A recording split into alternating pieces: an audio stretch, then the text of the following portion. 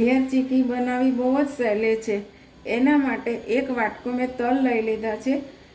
તલની પણ બનાવાય, સિંગની, ડ્રાયફ્રૂટની બનાવી શકાય છે, પણ આજે હું તલની બનાવવાની છું। તો આપણે સૌથી પહેલાં આ તલને શેકી લઈશું। તાસણું લઈ લઈશું, તલ એડ કરી દઈશું। આપણે તલને સારી રીતે શેકવાના છે, જ્યાં સુધી તતડે ને ત્યાં સુધી શેકવાના છે। આ રીતે સતત ચલાવતા રહેવાનું। શેકાતા શેકાતા 2-3 મિનિટ થઈ ગઈ છે। આપણા તલ પણ આ રીતે ફૂટવા માંડ્યા છે। આપણે તલ તતડે ને ત્યાં સુધી આપણે શેકવાના છે, જેથી કરીને ચીકીનો સ્વાદ બહુ જ સરસ આવે।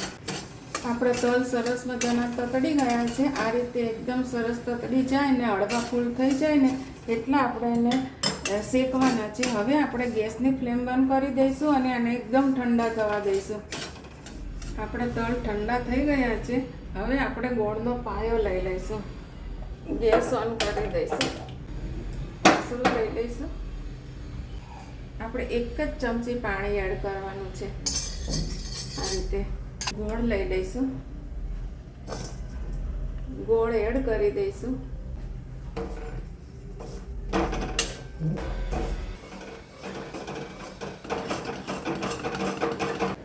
દસ મિનિટ થઈ ગઈ છે। આપણે ચેક કરી લઈશું।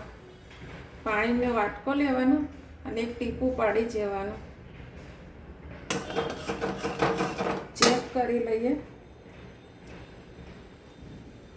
આપણે હજી થોડી ચાસણી લેવાની છે। એકદમ તૂટી જાય ને ત્યારે જ આપણે આ ચાસણી થઈ ગઈ એવું સમજી લેવાનું। હજી આપણે થોડી વાર ફેરવીશું, ફરી વાર આપણે ચેક કરી જોઈશું। ગોળની ચાસણી આવી ગઈ છે। હવે આપણે એની અંદર આ તલ એડ કરી દઈશું।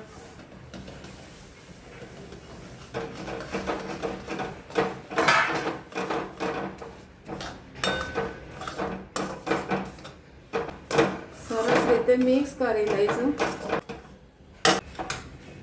આ રીતે આપણે સરસ રીતે મિક્સ કરી લેવાનું અને ગેસ બંધ કરી દઈશું।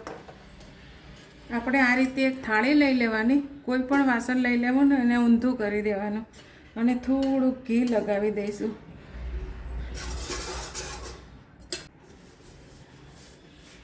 અને વેલણ પણ લઈ લઈશું અને એને પણ આપણે આ રીતે ઘી લગાવી દઈશું, જેથી કરીને આપણને વણતા ફાવે।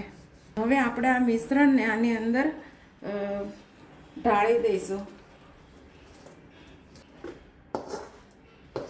ગરમ ગરમ હોય ને ત્યારે જ આપણે આને પાથરી દેવાનું છે।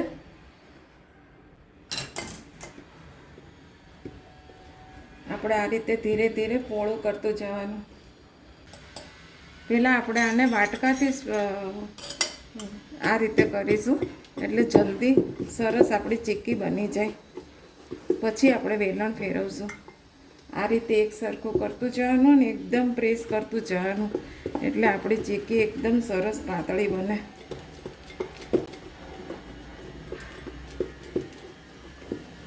જેટલી ખેંચાય ને એટલી ખેંચવાની। હવે આપણે ધીરે ધીરે વેલણથી ખેંચશું, જેટલી ખેંચાય ને એટલી ખેંચવાની, એટલી પતલી થશે। આ રીતે આપણે એક સરખી જેટલી ખેંચાય એટલી ખેંચવાની। ગરમ ગરમ હોય ને ત્યાં સુધી આપણે જેટલી પાતળી કરવી હોય ને એટલી પાતળી થઈ જશે। સરસ આપણી ચીક્કી એકદમ મસ્ત બની ગઈ છે। જોઈ શકો છો, જો કેટલી પતલી બની છે। હવે આપણે આને થોડીક જ વાર ઠરવા દેવાની છે। સેજ ગરમ હોય ને ત્યારે જ આપણે આના કાપા પાડી લેવાના છે। 2 મિનિટ જેવું થઈ ગયું છે। હવે આપણે આને 30% જેટલી ગરમ હોય ને ત્યારે જ આપણે આના કાપા પાડી લેવાના છે।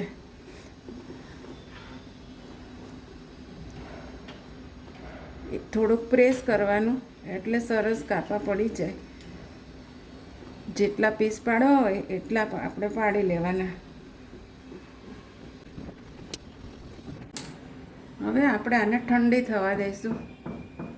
આપણી તલની ચીક્કી ઠરી ગઈ છે। હવે આપણે આને ઉખાડી લઈશું। આ રીતે ધીરે ધીરે વાસણ હોય ને આ રીતે કરી દેવાનું, નીચેથી દબાવવાનું એટલે એની જાતે જ છૂટે પડી જશે.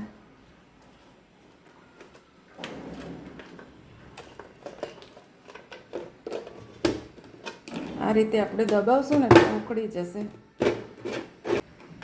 જોઈ શકો છો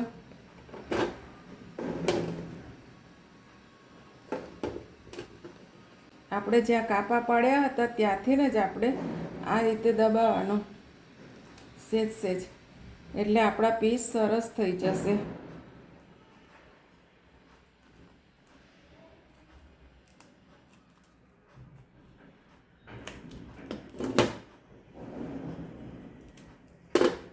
જ્યાં આપણે કાપો પાડ્યો હોય ને ત્યાં જ આ રીતે પ્રેસ કરવાનું.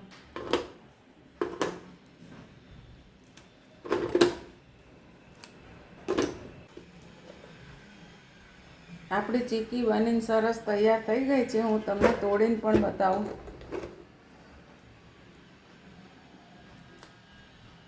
કેટલી સરસ બને છે.